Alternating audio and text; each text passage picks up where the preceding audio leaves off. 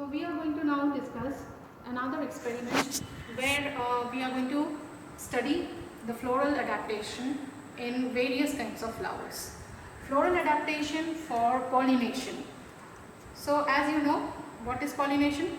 Pollination is transfer of pollen grains from the anther to the stigma. Now, depending on if the plant is having bisexual flower and if the anther is shedding its pollen onto the stigma of the same flower, we call it as self-pollination, or in other words, which is called as autogamy.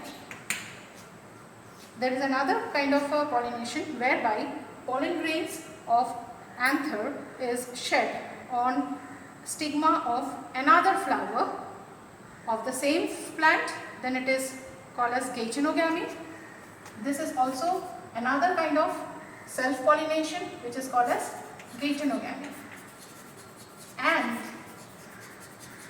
the previous one which I said was normal self-pollination, whereby anther is shedding the pollen on the stigma of the same flower, which is called as autogamy. So autogamy and gagenogamy both are coming under the category of self-pollination, because in gagenogamy, although the flowers are different, but they are born on the same plant, and therefore there is no question of genetic recombination. Therefore it is self-pollination. Now what is cross-pollination? Cross-pollination whereby anthers will shed their pollen, or pollens will be transferred from one flower to another flower of another plant but of the same species. That is called as cross-pollination or allogamy. Now, to do this pollination, we require certain agents. Agents can be biotic or abiotic. Now, if it is abiotic, it could be water, it could be wind, right? And if it is biotic, it can be insect, it can be animal like squirrel, monkeys, it can be bat, it can be anything which is of biotic origin. Now we are going to discuss one case from the biotic origin which is called as insect mediated pollination, also called as entomophily. But first we will discuss how wind is working as an agent to do the pollination under the abiotic category. So wind pollinated flowers are called as anemophilous flower. Anemo word refers to wind or air. It is air. Anemo means air. So anemophily means air mediated pollination. Now for this we will take the best example as grass flower or maize or wheat flower. We will, since I don't have, this is not the season of maize flower, so I have got grass flower to show you. I'll show you after I discuss the various points that you are supposed to write under the category of anemophily. So flowers require to adapt themselves, to change themselves according to becoming, so that they can do better air mediated pollination. So what are the different changes that the plant brings about in the flower to make the flower anemophilous? Let us understand that. Flowers need not be colored, because who is going to be attracted here? Wind is not going to be attracted because of the color. Therefore the flower doesn't require to be colored, so it will be generally colorless. Flower doesn't require to become odored, because it doesn't have to attract anyone. Therefore it can be odorless, and it has to be nectarless, because it is not inviting any organism towards it. So therefore in wind pollinated flowers, it is generally colorless, odorless and nectarless.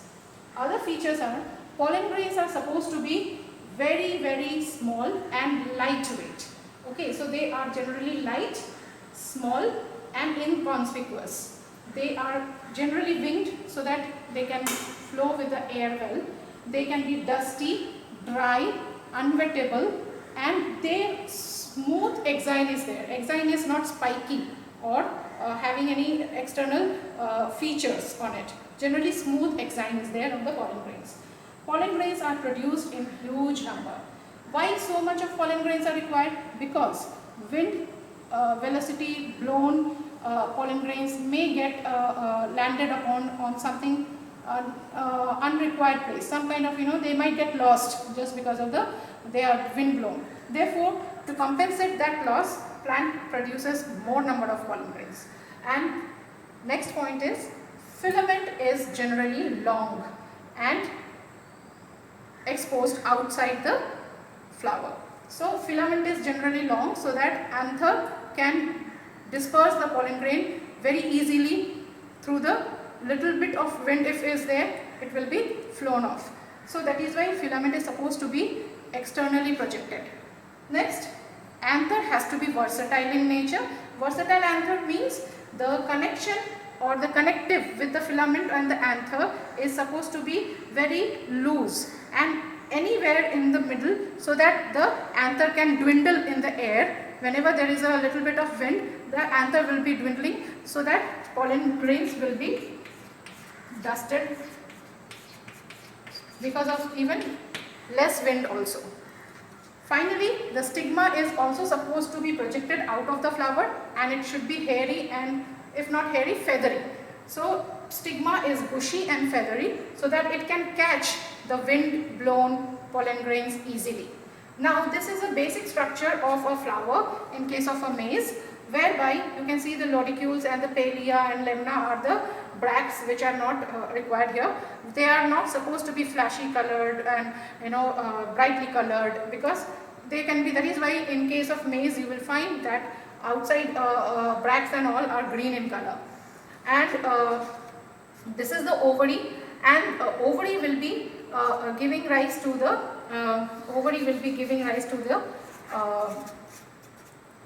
this is the ovary region. This is the female reproductive part, which is the stigma, and you will find that the stigma style, and this is ovary. Stigma is basically very, very feathery here.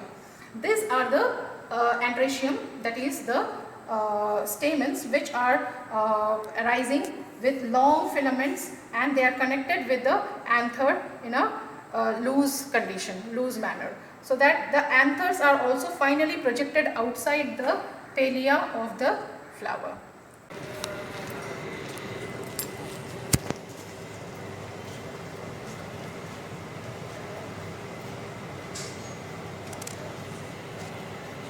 So here are the grasses. I have collected such two types of grasses. Here you can see that it bears lot of small flowers, and this is also another grass which contains the floral axis, as you can see here, with small inconspicuous flowers. Here is a floral axis with grass flowers. As you can see, I will take out one flower at a time, and as you can see very well, the sheaths are there covering the stamen, and we can see through the help of the magnifying lens that how the bracts are enclosing the floral parts inside. They are very minute, and I have got one anther which you can see here. This is of an anther which is visible on the wax tray.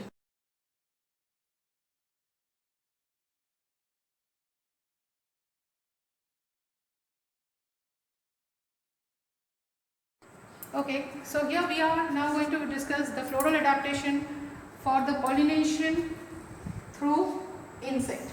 Now the flowers which particularly carry out insect mediated pollination, we are going to discuss about it. These kind of flowers show entomophily. The word is entomophily. Entomo refers to insect. So the flowers are specially adapted to show entomophily. What are those adaptive features that flower has got to show the insect mediated pollination? Let us understand that. Flowers in this case need to be very showy, gorgeous and colorful and brightly colored. It could be of any color: red, yellow, blue, but it has to be brightly colored so that the insects get attracted. Some of the flowers, not if all, most of the flowers, they provide a landing platform for the insects to safely land on the flower. So therefore the flower needs to be a little open type. It cannot be a closed flower so that the insect gets difficulty to land in. Next, the pollen grains are generally in these flowers spiny, and they have a sticky feature in them, so that they are easily borne with the wings or the body or the mouth parts of the insect. Now the spiny and heavy nature of the pollen grains also is associated with another character, that is a sticky oily substance is present in the surface of the pollen grain. That sticky oily substance is called as pollen kit. Stigmas are often seen to be inserted inside the flower. They are intrors. Intrors word refers to the insideness of the stigma. That is, floral parts will be covering the stigma. Petals are brightly colored, also contain fragrance, nicely scented flower, so that they can attract the insects better. Some flower may contain unpleasant odor also. Those flowers will be attracting bees, not bees, sorry, they will be attracting mostly the moths and the wasps kind of insect. Certain flowers are there, those who are specially adapted to provide a platform for the insect to lay eggs inside as a reward. Such kind of, for example, yucca. Yucca is a flower which will provide a safe platform for the insect to lay and secure the eggs inside. Next, the best reward which a flower can provide to the insect is nectar. Therefore, such kind of entomophilous flower generally contain nectar secreting nectariferous disc or nectar secreting glands in the flower. Here is a special flower which is particularly mentioned with respect to entomophily, that is salvia. Salvia is generally a flower which contains two lobes. Okay, we call it as bi-lobed flower. This is a bigger, longer lobe, and this is the smaller lobe. Now, this is particularly beautifully adapted itself. How? This is the nectariferous gland, as you can see, and in this there is a stigma which is right now present in a closed condition. It is not yet mature, but this flower shows protandry, means the androecium is going to mature earlier than the gynoecium. Now look at the androecium. This is the androecium, whereby this is the fertile anther lobe, and it has got another one which is the sterile anther lobe. This sterile anther lobe, and this is the connective, and this is the fertile anther lobe. This particular kind of a stamen is a very special thing about salvia. This is a liver mechanism which is going to be provided by this kind of anther. Now, what is the matter? The insect will come inside. Here is the launching pad, or you can say the landing platform for the insect. Now the insect will be getting inside towards and it will get attracted towards the nectariferous disc over here. But while moving inside the nectar area, it will have to press upon the sterile anther lobe over here.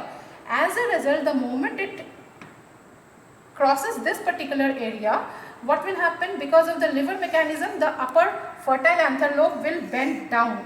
As a result, it will shed its pollen grain on the back side of the insect.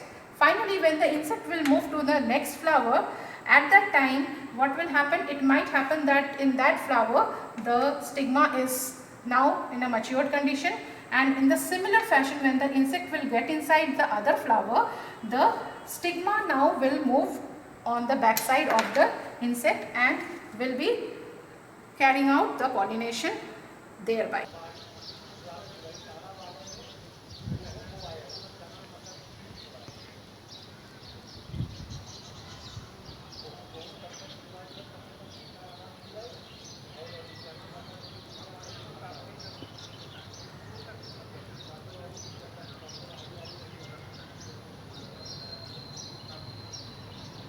Vedalia flower, Phaedelia trilobata.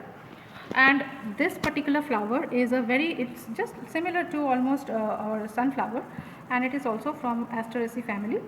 This you can see, this is a ray floret, these are the disc floret, and you can see the insect will come through this place, will land upon the ray floret and move towards the disc floret, and there are certain small minute flowers are there, as you can see, and these flowers will be borne on a, whereby you can see that here this is the anther. I will show you the anther with a close.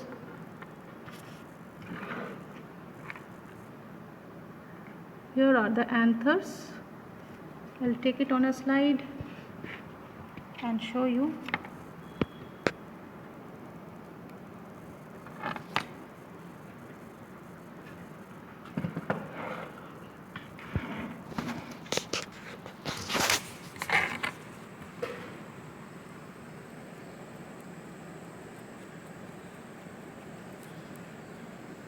Yes, here are the anthers, which are, if we see it closely under the microscope, we will see that they are having spiny exine and sticky nature in them. Anyhow, this kind of experiment basically are coming under the spotting category. So you may not be asked to really do the experiment to show that how the pollen grains look and all that, but suppose if it comes in a minor experiment, you can still do it. I will just take one flower. This is an inflorescence, as you know. In Compositae family, this is one very important character. This is actually an inflorescence which I am holding, and I am showing you one small flower or floret, you can say. Yes, this is one floret, and you can take out all its structural detail under the microscope and study. This particular flower is bright yellow in color, attracts butterflies, as I have shown you in the garden how it was attracting the butterfly on it. Yellow colored and it has got a nice scent on it, so that you can say that it is having all the characters which matches with the entomophily. Here is another flower which is a very known flower to you.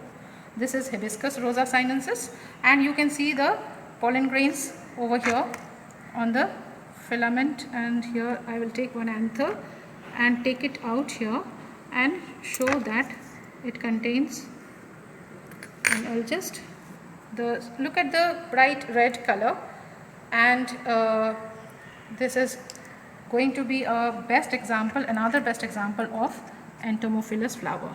And you can see this is the anther which you can tease and get all the pollens out, and can find out the pollens, the structure of the pollen grain under the microscope.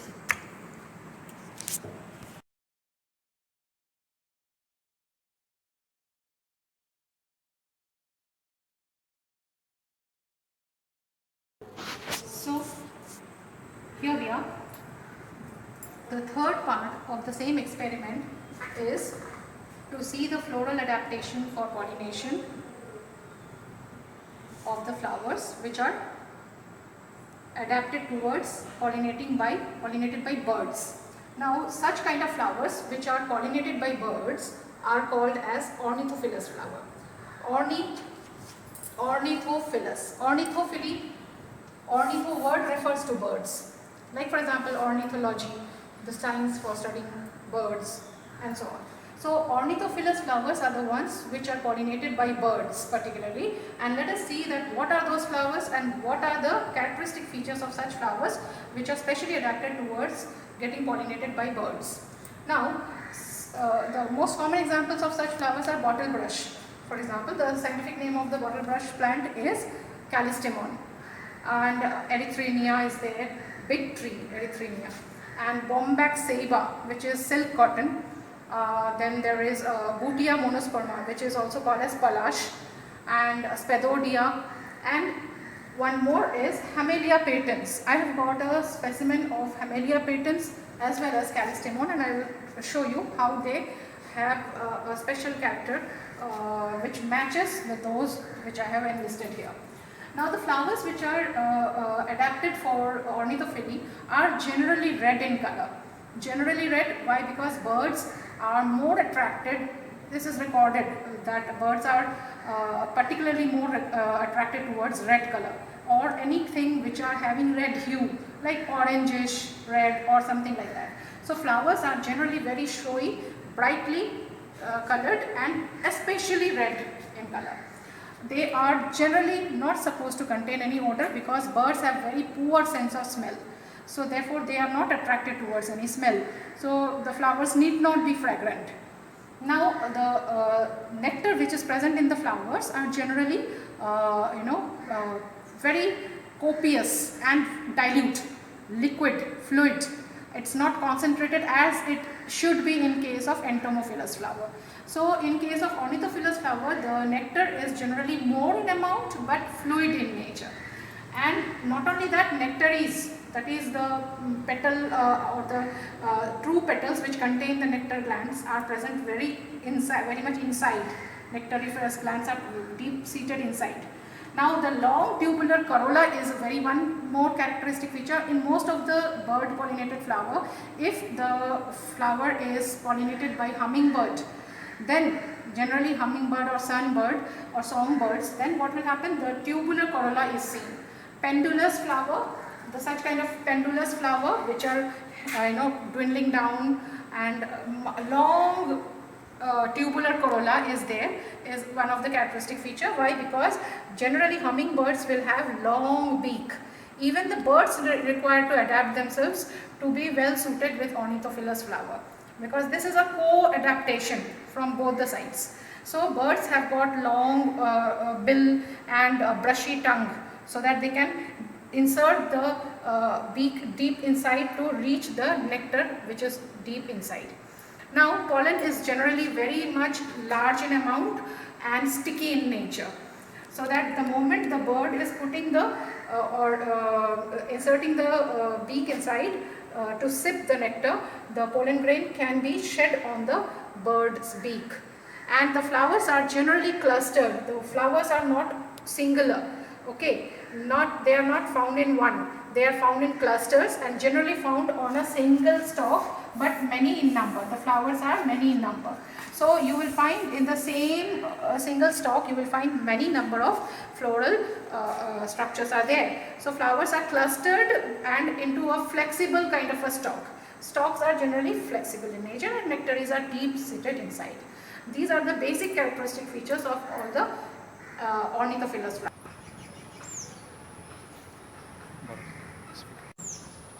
This particular flower is ornithophilous flower for showing you the floral properties and adaptation of ornithophilia. The flowers of bottlebrush is pretty high on the tree, and it is very difficult to get that flower from the top of the tree, but there are some flowers, of course, red in color and hanging, just looking like bottlebrush. And I'll just pick up some flowers from here just these are the fallen down flowers of bottlebrush. So I'll show you the properties of floral adaptation in these flowers. In front of me I have got Hamelia patens. This is a flower, Hamelia patens. Yes, and as we can see that this flower, Hamelia patens, is borne in cluster and in a flexible stalk. There are very minute small hummingbirds which are specially adapted with a long beak to put their neck inside this tubular corolla. Can you see? This is the tubular corolla of the ornithophilous flower. As I told that it will have a special tubular corolla. This is red to orange in color, as generally all the most of the ornithophilous flowers are. Here we have, as you can see, this is the tubular corolla of this particular flower, and the nectar glands are deep inside over here, and the stigma and the anthers must be present deep inside the corolla. I'll just show one. I'll give you a view of it. Yes, here it is. I'll take a slide, put it here, and you can have a look at the floral structure present inside the tubular corolla.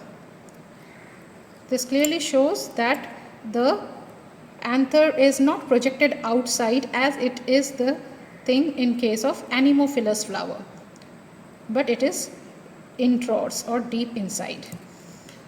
This is another flower alongside. Now this is callistemon, that is bottle brush. It's a flower taken from the callistemon inflorescence.